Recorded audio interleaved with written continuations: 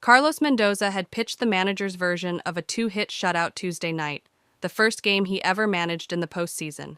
He deftly trusted his starting pitcher, Luis Severino, and maxed him out. He got two lights-out bullpen efforts from Jose Budo and Ryan Stanek.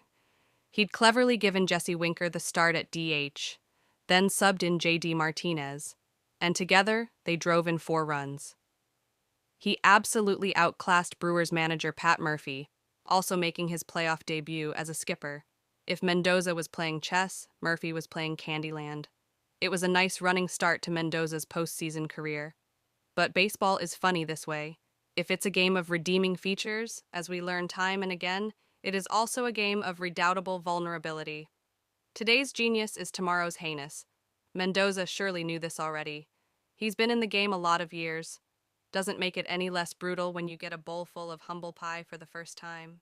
We've been knocked down and shown the ability to get back up all year, Mendoza said Wednesday night, after his Mets surrendered an eighth-inning lead under a barrage of questionable moves by Mendoza and questionable pitches from Phil Maton, dropping a 5-3 game to the Brewers that once again reduces their season to a one-game final exam.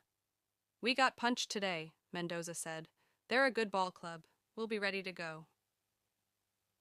Maybe if the Mets had cashed in on several golden opportunities across the first 7 innings, they could have built a bigger cushion than the 3-2 advantage they had in the eighth. Maybe if Pete Alonso hadn't tripped over his bat in the first inning, costing the Mets a run they sure could have used later on, things might have felt a little different with a 2-run difference. But managers can't manage that way. They have to deal with what they have. Sean Manaea had given the Mets 5 solid innings of work, was at 86 pitches, and Mendoza toppled the first domino when he chose to not ask Manaea to do what he'd asked of Severino 24 hours earlier, eat a 6th inning. So instead of needing 9 outs from the bullpen, like Tuesday, he needed 12. He got half of them easily, Reed Garrett and Ryan Stanek going 6 up, 6 down, with the help of Francisco Alvarez gunning out a would-be base stealer. That got them through 7.